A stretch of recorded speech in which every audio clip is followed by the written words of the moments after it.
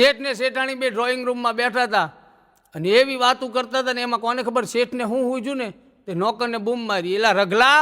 તે રહોડામાંથી અવાજ આવ્યો, જી માલિક. એ કે આ રાતે મારી દારૂની બોટલમાંથી દારૂ પીને અંદર પાણી કોણ નાખે છે? કાંઈ જવાબ ન આવ્યો.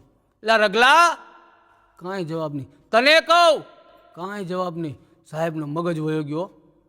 ઊભા થઈને આમાય એ કે પહેલી વાર મેં તને બૂમ મારી કે એલા રગલા, તે મને એમ કીધું કે જી માલિક. અને પછી મેં તને કીધું કે મારી દારૂની બોટલમાંથી દારૂ પીને પાણી કોણ નાખે છે, તો જવાબ કેમ ન દીધો? 2 વખત પૂછ્યું, 3 વખત પૂછ્યું, તે જવાબ કેમ ન દીધો? એ કે શેઠ પછી કાંઈ સંભળાયું? એ કે એવું બનતું હશે પહેલી બૂમ સંભળાય પછીની ન સંભળાય, તો એ કે આપણે ટ્રાય કરી. તમે એ કે ઘડીક રહોડામાં ઊભા રહ્યો રગલો બનીને અને હું શેઠ બનું. કે કાંઈ વાંધો નહીં.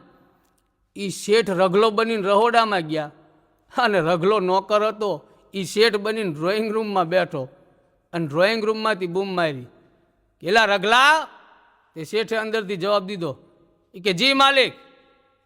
એ કે આપણી નોકરાણીને ફોન કોને અપાવ્યો?